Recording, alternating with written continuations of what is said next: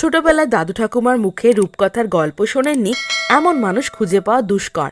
রূপকথার গল্প আমাদের ছোটবেলার চিন্তা ভাবনার অনেকাংশ জুড়ে থাকে। বড় হয়ে এই ছোটবেলার শোনা আজব গল্পগুলোর কোনো বৈজ্ঞানিক ব্যাখ্যা দিতে চেয়েছেন কি? বলবেন হয়তো, আরে এসব রূপকথার গল্পের বৈজ্ঞানিক ব্যাখ্যা খুঁজতে যাওয়া পাগলামি ছাড়া কিছু। আপনি সেই চেষ্টাকে পাগলামো বলে উড়িয়ে দিলেও উড়িয়ে দিতে পারেননি লিমায় বেড়ে ওঠা আন্দ্রেজ রুজো নামক এক স্বপ্নবাজ তরুণ, যিনি ছোটবেলায় দাদুর মুখে শোনা রূপকথার ফুটন্ত নদীর খোঁজ করাকে রীতিমতো নিজের জীবনের লক্ষ্যতে পরিণত করেন। পৃথিবীর সামনে নিয়ে আসেন এমন এক আশ্চর্য নদী, যার জলের তাপমাত্রা গড়ে প্রায় ৮৬ ডিগ্রি সেলসিয়াস, যা মাত্র কয়েক সেকেন্ডের মাঝে কোনো প্রাণীকে জীবন্ত সেদ্ধ করে ফেলতে সক্ষম। যেখানে একটু পা ফসকে পড়ে যাওয়ার ভুল হতে পারে ভয়ানক কষ্টদায়ক মৃত্যুর কারণ। আমাজনে নানা আশ্চর্য রহস্যে ঘেরা এক জঙ্গল। এর অনেক অংশ এখনও পর্যন্ত মানুষের অজানায় রয়ে গেছে। আমাজন পেরুর অংশে একদম মধ্যভাগে সবচাইতে ঘন জঙ্গলে আশ্চর্য এই ফুটন্ত নদীটির অবস্থান। আমাজনের মোট আয়তনের শতকরা ১৩ ভাগ পেরুতে অবস্থিত। আমাজনের সবচেয়ে ঘন, রহস্যময় এবং ভয়ঙ্কর অংশ।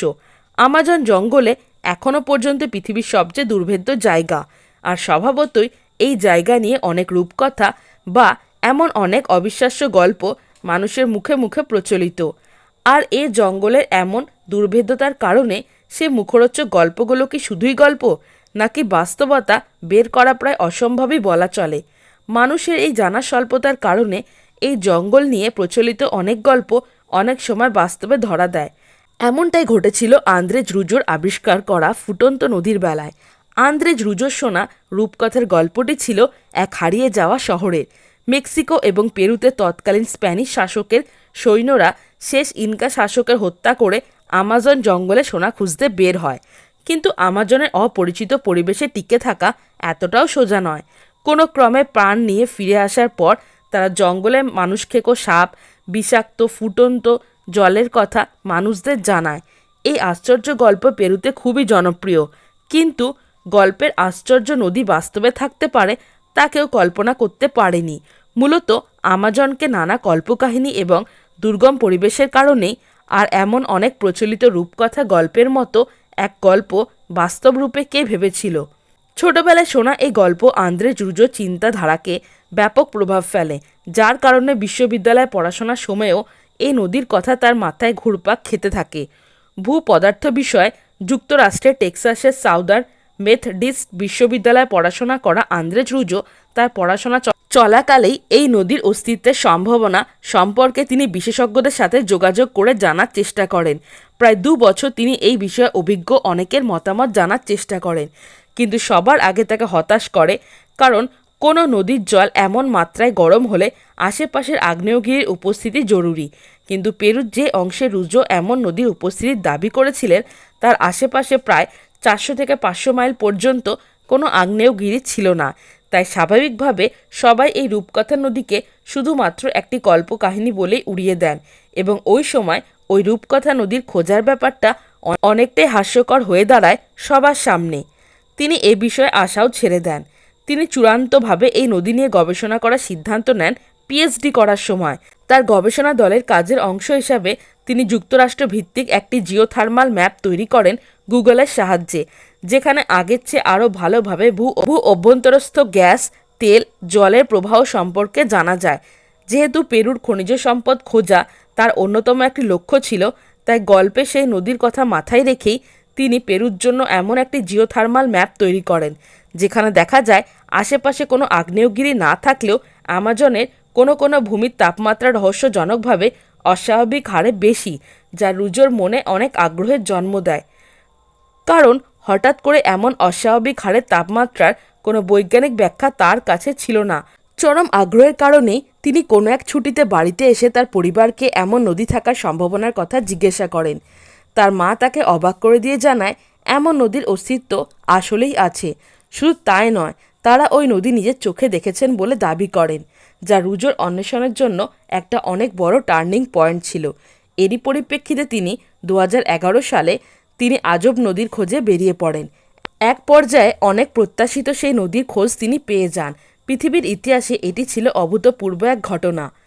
আন্দ্রে রুজো ছিলেন প্রথম ভূবিজ্ঞানী যিনি এই আজব নদী খুঁজে পান, কিন্তু ওই নদী তিনি সবার আগে খুঁজে পান। সেই ধারণাকে ভুল প্রমাণ করবে এই নদীর প্রাচীন নাম। অবাক করা এই নদীটির প্রাচীন নাম সানাই টিমপিস্কা, যার অর্থ সূর্যের তাপে ফুটন্ত। স্থানীয়রা সূর্যের তাপকে এই নদীর এমন উষ্ণতার জন্য দায়ী করতেন। তার মানে উত্তপ্ত নদীটির সম্পর্কে স্থানীয় বাসিন্দারা অনেক আগের থেকে জানলেও তা পৃথিবীর সামনে কোনোভাবে আসেনি। নদীটিকে স্থানীয় বাসিন্দারা পবিত্র ভূমি ভেবে পুজো করত। নদীর খোঁজ পেলেও সেখানে তার গবেষণা চালানো সহজ ছিল না। স্থানীয় লোককাহিনী এবং পুরোহিতদের কারণে নদীর সম্পর্কে বাইরে প্রচার করা নিষিদ্ধ ছিল। নদীর পাড়ে বসবাস করে মায়ান্তুয়াক ও সানচুরিয়া হুইস্টিন নামে দুই সম্প্রদায়। এই দুই সম্প্রদায়কে ঘিরে অনেক লোককাহিনী প্রচলিত রয়েছে, যা স্থানীয়রা যুগ যুগ ধরে বিশ্বাস করে আসছে। স্থানীয়দের বিশ্বাস মায়ান্তু হলো আমাজন জঙ্গলের সেই আত্মা যার মাথা ব্যাঙের মতো কিন্তু শরীর টিকটিকির মতো, তার হাত পা আবার কচ্ছপের মতো।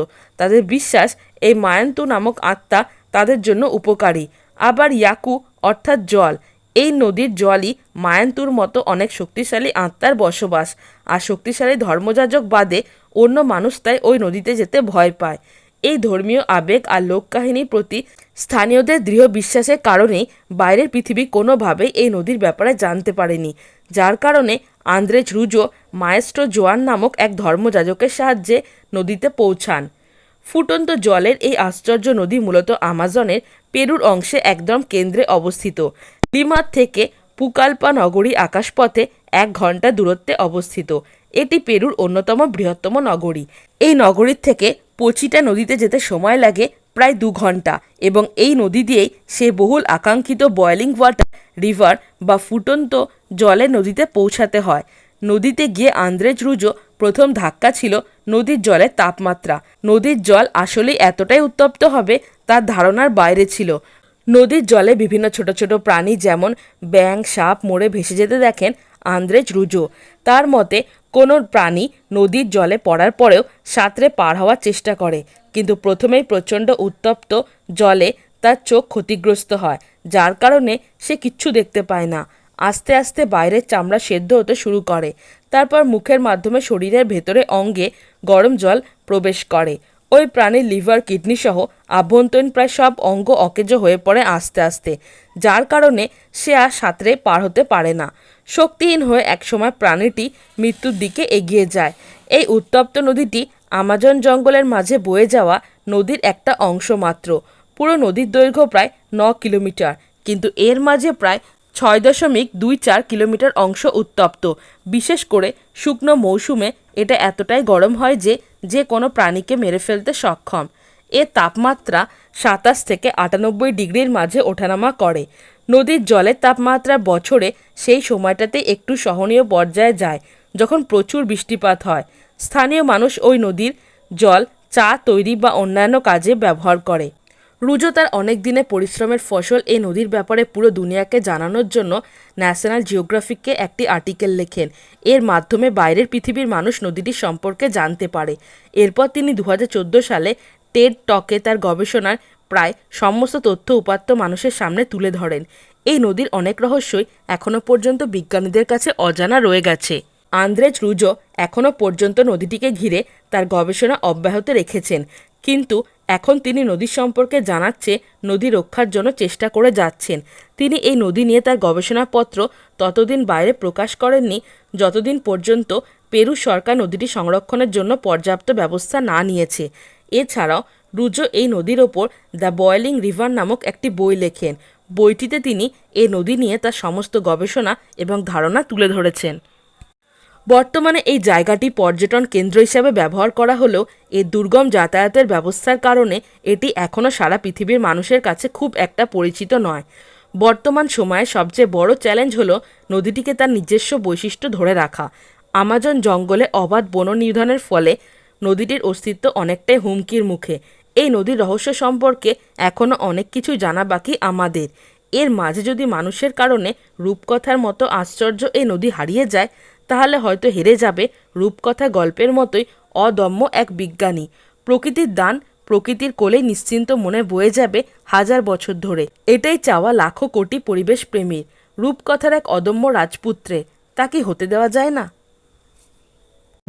হ্যালো ফ্রেন্ডস, আমি জয়িতা। আপনারা দেখছেন বুক অফ নলেজ চ্যানেল। আপনি কি খাদ্যরসিক বা ভ্রমণ প্রেমী?